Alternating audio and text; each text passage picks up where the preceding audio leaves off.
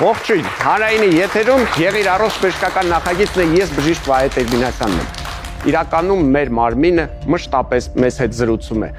պատմում է իր խնդիրների եւ դժվարությունների մասին։ Ցավոք, մենք այդ լեզուն չենք հասկանում։ Մենք ձեզ կսովորեցնենք հասկանալ այդ լեզուն, հասկանալ ձեր մարմնի խնդիրները եւ իհարկե լինել առողջ։ Գնացինք, այսօրվա հաղորդման ընթացքում մենք փորձելու ենք պարզել, թե ինչ խնդիրներ կարելի է պարզել, որոնք կան մեր ուղեղում եւ որոնք կարելի է հասկանալ հատուկ հետազոտությունների միջոցով։ Ինչի մասին եմ խոսում, կիմանաք դիտելով տեսանյութը, հետո արդեն կհրավիրենք մասնագետին։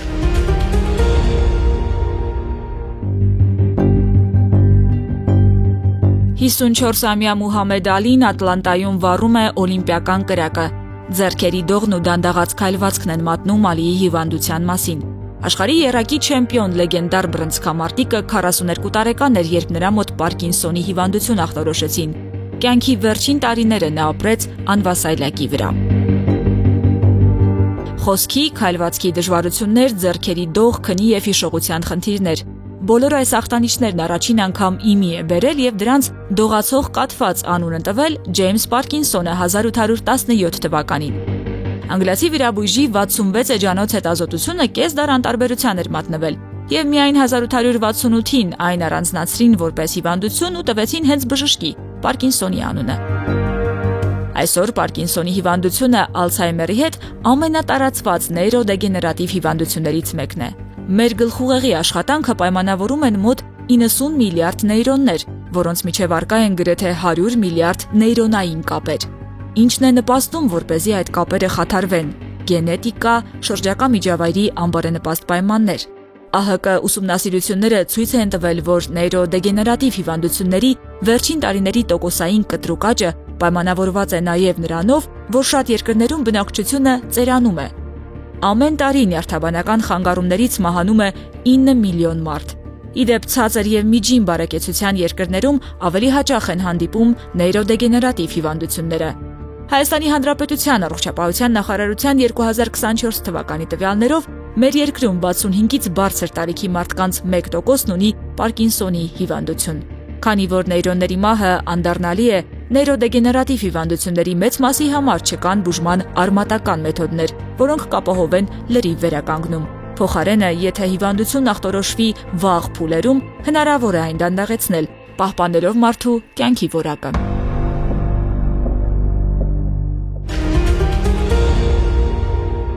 Եվ այսպես հարգելի հեռուստատողներ, հրավիրենք մեր այսօրվա առաջին հյուրին, ռադիոլոգ Գևորգ Ղարիբյանն է, մեր տաղավարում դիմավորենք։ Ողջույն, բժիշկ Ղարիբյան։ Եվ այսպես, մինչ մենք սկսենք խոսել բուն թեմայի շուրջ, ես ուզում եմ, որպեսզի մեր հեռուստադիտողը կամ հենց այստեղ գտնվող մեր հանդիսատեսը փորձի քվեարկել, արդյոք մենք կարող ենք հատուկ մագնիսական սարքերով մտնել մարդու ուղեղի մեջ եւ հասկանալ արդյոք նա ունի օրինակ հիշողության հետ կապված խնդիրներ։ Խնդրում եմ քվեարկել, իսկ մենք հիմա անցնում ենք բուն զրույցին։ Նեյրոդեգեներատիվ հիվանդություններն են մեր այսօրվա թեման, ինչ են իրենցից ներկայացնում, ինչ է տեղի ունենում։ Նեյրոդեգեներատիվ հիվանդությունները դրանք հետերոգեն նյարդաբանական հիվանդությունների մի խումբ է, որ ուղղակի Բարդ բառեր ասեցիք, որից ոչ ոք ոչինչ չհասկացավ, հիմա ավելի պարզ լեզվով։ Պարզ, փորձեմ բացատրել հենց բառը նեյրոդեգեներատիվ, նեյրո, դա հենց նյարդն է, նյարդային բջիջները եւ դեգեներացիա դա պրոգրեսիվող վնասումն է։ Այսինքն երբ մեր նյարդերը վնասում են իրենց կառուցվածքը, կոպիտ ասած մահանում են։ Այո։ Եվ ինչ է տեղի ունենում դրա հետևանքով։ Արդեն կենտրոնական նյարդային համակարգի ֆունկցիաները սկսում են ընկճվել ընդհանուր միջև կորստի է հասնում։ Համապատասխան կենտրոնները, որոնք որ պատասխանատու են, օրինակ շարժումների, մոտոր կենտրոններում փոփոխությունները կբերեն մոտորիկայի, այսինքն շարժումների խանգարումների, նյարդային բջիջները, այսպես ասենք, եւ տերմինալ փուլերում արդեն գնում են նյարդային բջիջների մահ։ Սա իրական պատկեր է, իհարկե շատ մեծացրած, բայց ցավոք սրտի այդպես էլ տեղի է ունենում։ Ում հետ է սա սովորաբար տեղի ունենում։ Դրանք երիտասարդ մարդիկ են, դրանք տարեց մարդիկ են, դրանք գուցե ինչ-որ հիվանդություններ ունեցող մարդիկ են, ուղեկցող, ոնց կնկարագրեք։ Որպես այդպեսին հստակ պատճառներ չեն առանձնացվում, կան մի շարք ռիսկի ֆակտորներ, օրինակ դրանք ժառանգական նախատրամադրվածությունն է, տարբեր վնասումները գլխուղեղի, իշեմիաները, ինսուլտները, հեմորրագիկ կամ իշեմիկ տիպով, բորբոքային հիվանդությունները կամ դեգեներատիվ հիվանդությունները հենց այդպես են։ Եվ տարիքը։ Առաջին տարիքը շատ հաճախ հանդիպում է 60 եւ բարձր տարիքում, սակայն վերջին տարիներին նկատվում է նմանատիպ հիվանդությունների երիտասարդություն ցավոք սրտի եւ շատ տարբեր պատճառներով։ Ընդհանուր միջև պատճառներ են համարում գադջետները։ Մենք ասում ենք նեյրոդեգեներատիվ հիվանդություններ, շատ ավելի հայտնի են դրանք կոնկրետ անվանումներով, Ալցհեյմերի հիվանդություն, Պարկինսոնի հիվանդություն, այ հիմա կարծում եմ ավելի պարզ դարձավ շատերի համար հիվանդություններ, որոնց ժամանակ առողջ, առույգ, այն որ ասում են, ասող, խոսող մարդը հանկարծ դառնում է հաշմանդամ։ Արդյոք այսօր հնարավոր է բուժել այս հիվանդությունները։ Որպես այդպիսին արմատական բուժում չկա։ Ցավոք։ Բուժումները ու բոլոր այդ բուժական միջոցառումները ուղղված են հիվանդության պրոգրեսը, այսինքն հարաճումը դանդաղեցնելուն եւ կյանքի որակը բարձրացնելուն։ Ահա, այսինքն նշանակում է հարգելի հեռուստադիտողներ, որ եթե մենք շուտ ենք գլխի ընկնում, կռահում ենք, որ կա նման վտանգ, կռահում ենք, որ կա նման հիվանդության զարգացում, ապա մենք կարողանանք թերևս դանդաղեցնել, կանգնեցնել process-ը, որովհետև հիշեք, եթե արդեն հիվանդությունը զարգացել է, ցավոք սրտի բուժել այսօրվա բժշկությունը ի վիճակի չէ։ Դուք ռադիոլոգ եք, ինչու ենք մենք հրավիրել ռադիոլոգի, ինչու մենք չենք հրավիրել նյարդաբանի, որովհետև այո, ռադիոլոգիական մեթոդներով մենք կարող ենք վաղ փուլում հայտնաբերել։ Այ հիմա պատմեք։ Նախ առաջինը ուզում եմ խորհուրդ տալ բոլոր պացիենտներին, այսինքն հասարակությանը, նմանատիպ գանգատների վաղ նշանների դեպքում պետք է դիմել նեղ մասնագետի, նյարդաբանի եւ ունենալ կլինիկական ախտորոշում։ Այնուհետև գնալ թիրախային հետազոտությունների։ Նյարդաբանը բնականաբար կուղարկի ձեզ մոտ։ Այո։ Եվ քանի որ MRT-ն հանդիսանում է ամենաինֆորմատիվ, ոչ ճառագայթային, անվտանգ հետազոտության մեթոդ, մագնիսական դաշտում։ Այո, մագնիսական դաշտում միջուկառեզոնանսային երևույթի վրա հիմնված ստանում ենք եռաչափ պատկերներ տարբեր ռեժիմներով եւ ծրագրերով եւ դետալիզացնում ենք գլխուղեղի կառուցվածքը։ Դուք տեսնում եք այն դեպքերը, երբ մարդն արդեն հիվանդ է, ունի ծանր հաշմանդամություն, թե դուք կարող եք նոր սկսող process-ը տեսնել։ Մշակվել են հատուկ պրոտոկոլներ, որոնք ավելի դետալիզացված, ավելի բարակ կտրվածքների միջոցով թույլ են տալիս հետազոտել եւ դետալիզացնել բարձր ինֆորմատիվությամբ գլխուղեղի կարևորագույն կենտրոնները, կորիզները, որտեղ չնչին փոքրիկ փոփոխությունները նկատելի են լինում եւ վաղ նշանները։ Փոփոխությունը դուք կարող եք տեսնել 1-2 մմ-ից 1-2 մմ։ Պատկերացրեք հարգելի հեռուստադիտողներ, կասկած ունեցանք, ուղարկեցինք բուժառուին հետազոտության, այնտեղ կամ 1 կամ 2 մմ-անոց արդեն փոփոխություն, մենք տեսնում ենք դա։ Դա հրաշալի հնարավորություն է առողջությունը պահպանելու համար։ 1-2 մմ արդեն տեսանելի է եւ օրինակ ամենահայտնի Ալցհեյմերի եւ Պարկինսոնի հիվանդության մասին խոսենք, Ալցհեյմերի հիվանդության ժամանակ հիմնականում գնահատում են գլխուղեղի ատրոֆիան եւ տարբեր սանդղակներին համապատասխան մենք տալիս ենք պատասխան, որպեսզի արդեն բժիշկը նյարդաբանը թիրախային բուժում կազմակերպի եւ պլանավորի բուժում։ Իսկ Պարկինսոնի ժամանակ արդեն միջին ուղեղում կարևորագույն կորիզներն ենք դետալիզացնում եւ այնտեղի փոփոխություններն ենք արդեն կառուցվածքը այդ կորիզներում, այնտեղ գրած նյութի փոփոխությունները, ծանր մետաղների կուտակումներ ընդհուպ։ Եթե անկեղծ բարդ հետազոտություն է։ Այո, համարվում է բարդ հետազոտություն, որովհետեւ այստեղ ունենք մանր կառուցվածքներ եւ պետք է գնահատել այդ մանր կառուցվածքները։ Ամեն ռադիոլոգ չէ, որ կկարողանա գլուխ անել, եթե անկեղծ։ Այդպես չեմ կարող ասել կա։ Մենք ունենք տեսանյութ, եկեք դիտենք տեսանյութը, հետո կվերադառնանք։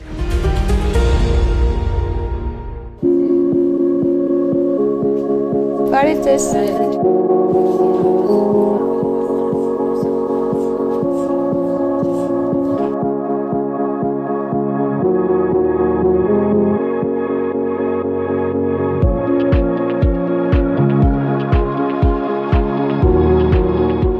Այսօրվա մեր պացիենտը կին է, 54 տարեկան, ունի դող 2 ձեռքում եւ 2 ոտքում։ Նրա մոտ կասկածում են Պարկինսոնի հիվանդություն եւ ուղեգրող բժիշկը ուղարկել է պացիենտին հետազոտվելու հատուկ նեյրոդեգեներատիվ հիվանդությունների համար մշակված ծրագրով։ Կան մշակված հատուկ ռեժիմներ, որոնք հնարավորություն են տալիս մեզ բժիշկներից ուսումնասիրել մանրակրկտորեն այն կառույցները, որոնցում տեղի են ունենում սպეციფիկ եւ տեսանելի փոփոխություններ Պարկինսոնի հիվանդության եւ նեյրոդեգեներատիվ հիվանդությունների առկայության պարագայում։ Գլխավոր ստանդարտ հետազոտության միջոցով մենք կարող ենք այս փոքրիկ փոփոխությունները չտեսնել։ Փաստացի հիվանդությունը բավականին տարածված է մեր պոպուլյացիայում, գրեթե 1 տարի է, որ արդեն կիրառում ենք հետազոտության մեթոդը, արդեն ունենք 200-ից ավել պացիենտ հետազոտված։ Տեսեք, սա պացիենտ է, որի մոտ հաստատված կա Պարկինսոնի հիվանդություն, եւ մենք ունենք սպეციფիկ MR նշաններ բնորոշ Պարկինսոնի հիվանդությանը։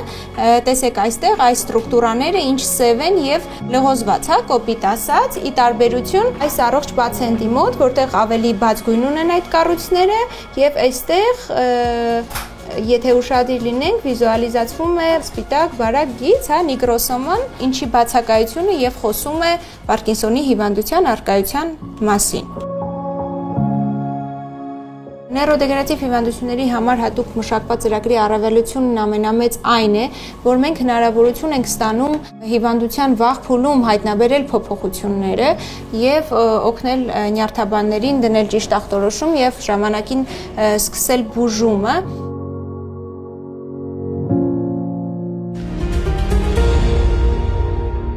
Եվ այսպես մենք տեսնում ենք, մենք ունենք հրաշալի հնարավորություններ, մենք ունենք ժամանակակից սարքեր, իդեպ կուզենայի տեսնել պատասխանը մեր հեռուստատիտողի, որովհետև ամենասկզբում ասացինք, որ մագնիսական սարքերով կարող ենք մտնել մարդու գլխի մեջ, տեսնել ինչ է այնտեղ կատարվում, եւ 64%-ը համաձայն էր, որ կարելի է։ Չգիտեմ, երբ որ ասում ենք մագնիսական սարքեր, պատկերացնում էին արդյոք, որ մենք խոսում ենք MRT-ի մասին, թե ոչ, բայց այնուամենայնիվ, այո, մենք կարող ենք իրականում մագնիսական սարքով մտնել մարդու գլխի մեջ, գտնել 1-2 մմ-անոց խնդիրը եւ սկսել ժամանակին բուժումը։ Ովքեր են եւս մեկ անգամ անդրադառնանք ռիսկի խմբում, ում խորհուրդ կտակ։ Կան ինչ-որ նախանշաններ, որի դեպքում արժի գնալ նյարդաբանի մոտ։ Նեյրոդեգեներատիվ հիվանդությունները հենց ունեն շատ տիպիկ բնութագիր, դրանք են կյանքի ընթացքում ձեռք բերված հմտությունների կորուստը։ Օրինակ, առավոտյան արթնանում են եւ պետք է գնան լվացվելու, հայտնում են խոհանոցում, կամ կարճաժամկետ հիշողության թուլացումն է, ինչ որ իր դնում են միտեղ եւ մոռանում որտեղ են դրել։ Եթե չեմ սխալվում, նրանց մոտ երկարաժամկետ հիշողությունը առանձնապես չի տուժում։ Այսինքն ինքը հիշում է իր մանկությունից շատ մանրամասներ, բայց ինչ է տեղի ունեցել 3 կամ այսօր 1 ժամ առաջ սկսում է մոռանալ։ Այո։ Շատ դասական տիպիկ նկարագրություններից մեկն է։ Պարկինսոնի հիվանդության ժամանակ արդեն սկսում է դող, դանդաղ կոտություն, քայլելու թուլացում։ Ալցհեյմերի հիվանդության ժամանակ այդ թուլամտությունն է, հիշողության կորուստը պրոգրեսիվով, որ անդադ խորանում է։ Եվ ընդհանուր արդեն տերմինալ փորերում կարող է ավելանալ էմոցիոնալ խանգարումներ, հոգեբուժական խանգարումներ եւ կարող է առաջանալ նաեւ հոգեբուժի ժառանգական գործունեություն ունի, այսինքն եթե ընտանիքում կա, այսինքն պապիկը, տատիկը կամ ծնողները ունեցել են, արդյոք 50 գումարած տարիքային խմբում արդեն արժե գնալ հետազոտվել անկախ նշանների առկայությունից կամ բացակայությունից։ Այո, շատ կարևոր է ժառանգական նախատրամադրության ֆակտորը եւ 50-ից 60-ից բարձր տարիքում ցանկալի է որ գնան կոնսուլտացիայի եւ հետազոտվեն։ Շատ կարևոր եմ համարում նշել, որ ոչ միայն մենք հետազոտություն իրականացնում ենք այս հիվանդություններին բնորոշ տիպիկ փոփոխությունները հայտնաբերելու համար, այլ նաեւ շղթելու կամ հայտնաբերելու տարբեր պաթոլոգիաներ։ Դրանք կլինեն հետտրավմատիկ փոփոխություններ, հետիշեմիկ, հետինսուլտային, այո, բարակ եւ շարունակ գոյացություններ, լինում են դեպքեր, երբ որ պացիենտները մոտենում են նմանատիպ գանգատներով, բայց իրենց մոտ ցավոք սրտի հայտնաբերում է ինչ-որ գոյացություն։ Հանգիստ կարող է լինել, այո։ Եվ արդեն այդ ժամանակ բուժման տակտիկան փոփոխվում է, բնականաբար կասկածը նեյրոդեգեներատիվ հիվանդությունից փոխվում է այլ ուղղության։ Եվ MRT-ն շատ ինֆորմատիվ մեթոդ է, կարևորը անվտանգ եւ ոչ միայն զրո ճառագայթ, ոչ իոնիզացնող հետազոտության մեթոդ է եւ ոչ միայն ախտորոշման համար է կարևոր, այլ նաեւ հետագայում այդ հիվանդությունների պրոգրեսիան դինամիկայում գնահատելու համար, այսինքն մոնիտորինգ են կատարում եւ տեսնում ենք բուժման արդյունավետությունն են գնահատում, կա բացասական դինամիկա, թե դրական դինամիկա, թե արդյոք չկան փոփոխություններ։ Շնորհակալություն։ Եվ այսպես հարգելի հեռուստադիտողներ, փորձենք ամփոփել։ Եթե դուք ունեք հիշողության կորուստներ, եթե դուք զգում եք, որ այն ամենը, ինչ դուք գիտեիք, ձեզ համար սովորական էր, հանկարծ նկատում եք, որ դուք կորցնում եք այդ ունակությունները եւ առավել եւս, եթե դուք տարիքով 50 կամ 60 գումարած տարիքային խմբում եք, ապա անպայման դիմեք նյարդաբանի։ Ամենայն հավանականությամբ նյարդաբանը ձեզ խորհուրդ կտա անցնել անվտանգ, բացարձակ անվտանգ մագնիսոռեզոնանսային տոմոգրաֆիկ հետազոտություն, որտեղ արդեն մեր մասնագետները այսօր Հայաստանում գոյություն ունեցող շատ բարձրակարգ սարքավորումներով կարող են հայտնաբերել 1-2 միլիմետրանոց փոփոխություններ, որոնք թույլ կտան ձեզ բուժել։ Եղեք առողջ, մնացեք մեզ հետ։ Մեր հաղորդման հովանավորն է պտղաբերության կենտրոնը, որտեղ իրականություն է դառնում զույգերի, ինչպես նաև միայնակ կանանց զավակներ ունենալու երազանքը։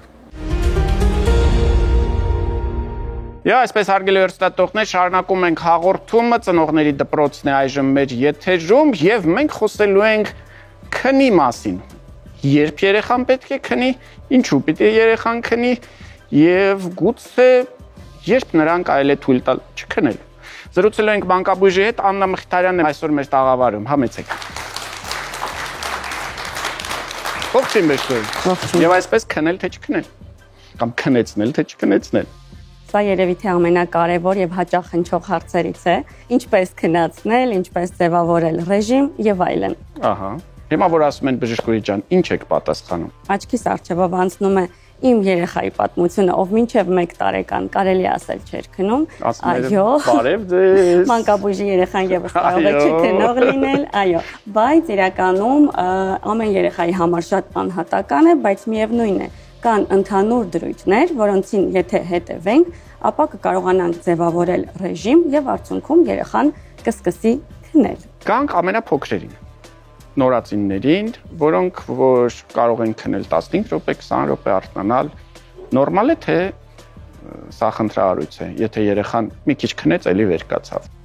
Իրականում կարելի ասել շատ նորմալ է եւ առհասարակ քունը ունի փուլեր եւ հիմնականում մի փուլը տևում է 30-ից 40 րոպե եւ եթե ծնողը գանգատվում է ասելով որ հաճախակի արթնանում է ընդամենը քնում է 20-30-40 րոպե ապա նորածնի համար հատկապես սա լրիվ նորմալ է մինչեւ 3-ից 4 ամսական հասակը դեռևս չկա լիարժեք ձևավորված ռեժիմ եւ կարող ենք ասել որ դիմացեք ցերեկային քունը Ցերեկային քունը մենք միշտ ասում ենք, որ պարտադիր է փոքր երեխան պետք է ցերեկը քնի։ Ինչու պետք է երեխան ցերեկը քնի։ Ինչով է դա պարտադիր։ Սա շատ կարևոր է իրականում, որովհետև որոշ ծնողներ մտածում են միգուցե ցերեկը չքնացնենք, որ գիշերը ավելի լավ ավելի շուտ քնի, ավելի լավ քնի, չարթնանա, թողնի մենք էլ քնենք, վերջապես մենք էլ ենք չմարդ։ Բայց իրականում ցերեկային քունը գիշերվա հետ միասին մի ամբողջություն է եւ շատ կարեւոր է, որովհետեւ այն նպաստում է երեխայի, այսպես ասած, հույզերի կարգավորմանը, վարքագծի անգամ ձևավորմանը եւ թույլ է տալիս նրան մի փոքր հանգստանալ, որպեսզի հետո շարունակի խաղալ եւ իր ակտիվությունները նորից անել։ Մինչեւ որ տարիքն է պարտադիր մանկական ցերեկային քունը։ Իրականում մինչեւ 5 տարեկանը հատուկ առանձնացնում ենք, որովհետեւ այս տարիքը ամենաինտենսիվ աճի եւ զարգացման տարիքն է եւ այստեղ հատկապես քնելը եւ քնի ընթացքում այն կարեւոր հորմոնների արտադրությունը, խոսքը աճի հորմոնին է վերաբերվում, ավելին քան պարտադիր է։ Այսինքն 5 տարեկանից հետո կարող ենք թույլ տալ, որ ցերեկները չքնի։ Իրականում արդեն անհատական է, կան երեխաներ, որ կարող են։ Ես հույս ունեի, որ դուք ասելու եք գոնե մինչեւ 45 տարեկան պարտադիր պետք է ցերեկները քնել։ Էնել չէ, փաստորեն 5-ից հետո անգամ մեծահասակների համար եւս շատ ընդունելի է եւ խրախուսելի է քնելը, ավաղ մենք չենք հասցնում դա անել։ Երեխաների դեպքում մինչև 5 տարեկանը խիստ պարտադիր է։ Հետո արդեն անհատական է։ Կան երեխաներ այլևս հրաժարվում են քնելուց, չենք ստիպելու, բայց կան երեխաներ, այո, ում համար կարևոր է եւ դեռ կարիքը ունեն։ Շատ բարի։ Այնուամենայնիվ եկեք հիմա գանք արդեն գիշերային։ Ես որպես 4 երեխաների հայր կարող եմ ասել, որ իմ երեխաները ունեն շատ տարբերակված մոտեցում։ Իմ երեխաների մեջ կան, որ ժամը 10-ին հանգիստ գնում են, քնում են իրենց համար ռեժիմ է եւ որևէ խնդիր չունեն։ Ես ունեմ երեխա, որ մինչեւ ժամը 1-ը ինքը սոված է, ծարավ է, տարբեր կարիքներ ունի եւ ինչի ասես պատրաստ է, որպեսզի չքնի։ Ընդ որում առավոտյան բոլորից շուտ ինքն է արթնանում։ իրականում այսպիսի մի բան ասեմ, ռեժիմ ձևավորելը շատ կարևոր է, որովհետև երեխաները չեն սիրում անկանխատեսելի, չպլանավորված առօրյա։ Իրենց համար պետք է տեղեկացված լինեն, հա։ Օրինակ հիմա այս ժամին արդեն պիտի գնամ ցերեկը հանգստանալու, հիմա արդեն մութ է, պիտի գնամ գիշերը քնելու։ Այս ամենի արդյունքում որոշակի ցիրկադային ռիթմ է ձևավորվում, դա նշանակում է գիշեր-ցերեկ տարբերակում, որպեսզի երեխան հասցնի քնել, հանգստանալ, հետևաբար աճել եւ զարգանալ։ Եվ բնականաբար մենք ունենք քնին նախապատրաստվելու։ Այո։ Այդ ռեժիմ ասվածը սովորաբար վերաբերվում է ամեն օր նույն ժամին, նույն ծեսերով գնալ քնելու։ Այդ նախապատրաստության մասին է խոսքը։ Օրինակ, ամեն օր երեկոյան մոտավորապես ժամը 8-ին գնալ լոգանք ընդունել կամ ատամները լվանալ, գիշերազգեստը հագնել, բոլորին հրաժեշտ տալ, լույսը անջատել եւ մտնել սենյակ։ Հետո ասել, բայց ես մոռացա, ես սոված էի։ Ու այդ ամեն ինչը սկսում են նորից, բայց ես հաց կերա, չէ, դե ուրեմն հիմա պետք է նորից գնամ ատամներս մաքրելու, բայց եթե այդ պարագայում բոլորին չգնամ նորից հաջողություն չմաղթեմ, մինչև չասեմ բոլորին բարի գիշեր, ով կարող է թույլ տալ, որ ես գնամ քնելու։ Ու այդպես մի քանի անգամ։ Ինչ ենք անում։ Բան եք ասում, որովհետև մեծամասամբ էսպես է։ Սենյակում փակենք դուռը վրան, լույսը անջատենք, ջղայնանանք, անկյուն կանգնացնենք։ Անկյուն հաստատ չկանգնացնենք եւ շարունակենք ամեն օր կրկնել, ինչպես ասացի, նույն ժամին, նույն ծեսերով։ Սրա արդյունքում օրգանիզմը սկսում է հասկանալ, որ ժամը մոտավորապես 8-8:30 սահմաններում հոգնել ենք, պիտի սկսենք գնալ քնելու եւ ձևավորվում է այդ ռեժիմը եւ ուզած-չուզած երեխան սկսում է հոգնել։ Դե ինչ հարգելի հեռուստադիտողներ, ձեր երեխաները վաղ թե ուշ քնելու են, այո, ստիպված են լինելու, որովհետեւ ձևը այդպեսին է, բայց իհարկե դա կարող է լինել ձեր նյարդային համակարգի հաշվին, դա ձեր համբերության հաշվին կարող է լինել, ամենակարևորը իրականում հիշում ենք, փոքրերի պարագայում, շատ փոքրիկների պարագայում չեն անհանգստանում, եթե շուտ-շուտ արթնանում են։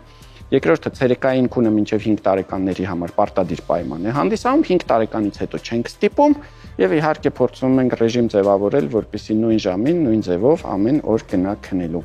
Հիշեցնեմ հարգելի հեռուստադիտողներ, որ իմ հյուրը այսօր մանկաբույժ Աննա Մխիթարյանն էր, մենք խոսում էինք քնի ռեժիմի մասին։ Մնացեք մեզ հետ։ Շարունակում ենք հաղորդումը եւ խոսում ենք կարևորի մասին։ Իսկ կարևորն այսօր գլխացավն է, թեման գլխացավն է, իսկ իմ հյուրը նյարդաբան գլխացավի մասնագետ Հասմիկ Վեկիլյանն է։ Ողջույն լույս։ Բարև։ Եվ այսպես մենք խոսում ենք գլխացավի մասին, փորձենք նախ եւ առաջ նկարագրել ինչու է ցավում գլուխը։ Կամ դա ինչ է իրենից ներկայացնում։ Այսպես ավելի հեշտ կլինի, իրականում ինչու է ցավում բարդ է ասել, բայց ոնց է ցավում ավելի հեշտ կլինի նկարագրել երևի։ Ինչպես է ցավում։ Երբեմն հեշտ է, որովհետև տարբեր տեսակներ գլխացավերի մենք գիտենք։ Այո, միանշանակ։ Գլխացավերի տեսակները իրականում տարբեր են, բայց բոլոր տեսակի գլխացավերը համարում են գլխացավ այն դեպքում, եթե նրանք տեղակայված են մի մտավոր պատկերված գծից վեր, դա կոչվում է օկուլոմիատալ գիծ, որը աչքի անկյան եւ լսողական անցուղու միջև պատկերված գիծն է։ Դրանից վեր պատկերված բոլոր տհաճությունները, զգացողությունները, ցավը համարում են գլխացավ, իսկ դրանից ներքև պատկերվածը կոչվում ենք դիմային ցավ։ Այսինքն մենք ունենք դիմային ցավեր, երբ որ ավելի ներքևի հատվածն է այսպես տուժում եւ վերևի հատվածը դա արդեն գլխացավ։ Դա արդեն գլխացավ, այո։ Ծոծրակի հատվածը դա գլխացավ է։ Լավ, գնացինք առաջ։ Տեսակները գլխացավերը բաժանվում են երկու մեծ խմբերի՝ առաջնային գլխացավեր եւ երկրորդային։ Առաջնային գլխացավերի պարագայում գլխացավը կազմում է հիվանդության հիմքը, իսկ երկրորդայինների պարագայում բազմաթիվ գանգատներից ընդամենը մեկն է։ Առաջնային գլխացավերից են լարվածության գլխացավերը, միգրենը, կլաստերային գլխացավերը եւ որոշ հազվադեպ հանդիպող առաջնային գլխացավերի տեսակներ։ Երկրորդային գլխացավը ինչի ժամանակ կարող է գլուխը ցավել։ Երկրորդային գլխացավերը կարող են լինել գրեթե բոլոր պատճառներից, սկսած ընդհանուր հիվանդություններից, վերջացած գլխուղեղի խնդիրներից։ Չգիտեմ, օրինակ զարկերակային գերճնշման ժամանակ գլխացավը դա երկրորդային գլխացավ է։ Այո, դա երկրորդային գլխացավ է եւ որտեղ հիմնականը բարձր զարկերակային ճնշումն էր, որը հետո բերեց նաեւ գլխացավի։ Այո։ Հիմա եկեք խոսենք առաջնային գլխացավերի մասին, երբ կարծես թե ուրիշ որևէ խնդիր չկա, ամեն ինչ նորմալ է, բայց մարդը տառապում է գլխացավերից։ Այո, իրականում առաջնային գլխացավերը հենց բավական լուրջ խնդիր են իրենցից ներկայացնում, որովհետև նրանք չազդելով կյանքի տևողության վրա, կյանքին վտանգ չսպառնալով, փչացնում են կյանքի որակը։ Եվ իրականում նրանք կարող են շատ հաճախակի լինել եւ անհանգստացնել մարդուն։ Կյանքը փչացնել։ Ձրիվ։ Եկեք անդրադառնանք ամենատարածվածներից, ամենավախենալու տեսակներից մեկին միգրենի ասացին, եթե հիմա փորձենք հարցում անել, հարցնենք, երևի 10 հոգուց 8-ը կասի, որ ինքը միգրեն ունի։ Բայց իրականում միգրենը այդքան տարածված չէ եւ ամեն մի գլխացավ միգրեն չէ։ Միանշանակ համամիտ եմ ձեզ հետ, որովհետեւ իրականում Բայց վստահ եմ, չէ՞ որ շատ են գալիս ասում, բժշկու ես միգրեն ունեմ։ Այո, այդպես հաճախ են գալիս, բայց իրականում դա այդպես չէ։ Իրականում միգրենի տարածվածությունը միջինում ընդհանուր պոպուլյացիայում 10-15% է։ Ճիշտ է, կանանց մոտ նա հանդիպում է փոքր-ինչ ավելի հաճախ, բայց չի նշանակում, որ տղամարդկանց մոտ չի կարող լինել, որովհետև այդպիսի ստերեոտիպեր ունենք, որ եթե միգրեն, ապա տղամարդ չի կարող ունենալ։ Ուրեմն հեչ տղամարդ չես միգրենյա մոտ։ Միգրենը իրականում իրենից ներկայացնում է գլխացավ, որը տեղակայվում է գլխի մի կեսում, սովորաբար աջ կամ ձախ։ Անվանումն էլ միգրենի գալիս է հեմիգրանիա անվանումից, իրականում հեմիգրանիա, այո, կեսգլուխ, եւ նա ընդգրկում է սովորաբար ակնակապիչ քունքային հատված եւ սովորաբար պացիենտները այսպես են ցույց տալիս գլխացավը։ Գլխացավը սովորաբար ընտևում է 4-ից 72 ժամ, այսինքն մինչև 3 օր պացիենտը կարող է տառապել գլխացավից։ Իսկապես այդպիսի դաժան ցավ է, ինչպես շատերը նկարում են, նայած թե ում մոտ ոնց կարող են։ Իրականում միգրենոզ գլխացավը իր դասակարգումով, հա, ինքը համարվում է արտահայտված կամ խիստ արտահայտված տեսակի գլխացավ։ Օրինակ, եթե համեմատենք լարվածության գլխացավի հետ, լարվածությունը թեթև կամ մեղմ գլխացավ է։ Իսկ միգրենոզ գլխացավը դա արտահայտված կամ խիստ արտահայտված ցավի տեսակ է եւ այն սովորաբար ուղեկցվում է ձայնալուսավախությամբ, այսինքն երբ ձայները, լույսերը, երբեմն հոտերը ուժեղացնում են արկա, երբեմն այո, հոտերն էլ այդպիսի օսմոֆոբիա հասկացողություն կա, որոնք որ ուժեղացնում են գլխացավը։ Գլխացավը սովորաբար ուղեկցվում է եւ կամ սրտխառնոց փսխումով, երբեմն փսխումը կարող է թեթևացնել արկա գլխացավը, երբեմն էապես չազդել եւ շատ կարեւոր գործոն է, երբ միգրենոզ գլխացավը ուժեղանում է առօրյա ֆիզիկական ակտիվությունից։ Առօրյա ֆիզիկական ակտիվություն ասելով քայլել, աստիճաններ բարձրանալ, իջնել, մինիմալ շարժումներ, այսինքն դրանք տհաճ են, դրանք ուժեղացնում են գլխացավը կամ հաճախ ինքը տրփացող բնույթ է ունենում, ուժեղացնում են այդ տրփոցը եւ դա նույնիսկ որպես չափորոշիչ ֆիզիկական ծառաբերվածությունը եւ գերհոգնածությունը ինչպես չխառնել, որովհետեւ այնտեղ նույնպես չէ կարող է զարգանալ գլխացավ։ Կարող է զարգանալ, բայց իրանք իրականում տարբեր են։ Առօրյա ֆիզիկական ակտիվությունը դա շարքային քայլքն է, աստիճաններ բարձրան, այսինքն մինիմալ ֆիզիկական շարժումը։ Ակտիվացա գլխացավը ուժեղանում է։ Իսկ գերհոգնածության համար նախ պետք է երկարատև շրջան հոգնելու, հետո գերհոգնելու, հետո նոր արդեն իրականում գերհոգնածությունը կարող է բերել գլխացավերի, այդ թվում միգրենոզ գլխացավի հաճախացման։ Լավ, իսկ միգրենի առաջացման պատճառը մենք գիտենք, թե դեռ հայտնաբերված չէ։ Իրականում միգրենի զարգացման տեսություններ շատ կան, բայց այս պահին ամենագործող տեսությունը համարվում է այսպես կոչեցյալ տրիգեմինովասկուլար տեսությունը, համաձայն որի ի սկզբանե դեռ պարզ չի թե ինչ պատճառով, բայց ի սկզբանե գլխուղեղում առաջանում են որոշակի փոփոխություններ, որոնք դրդում են երրորդ նյարդը, երրորդ նյարդը ազդում է անոթների վրա, հատկապես ուղեղի թաղանթների անոթների վրա, բերում է նրանց լայնացման, լայնացումը բերում է նաև երրորդ նյարդով որոշակի նյութեր են արտազատվում, որոնցից ամենաակտուալը կա այդպիսի CGRP կամ կալցիտոնին գենակապակցված սպիտակուց, որը որ այս պահին հանդիսանում է ամենա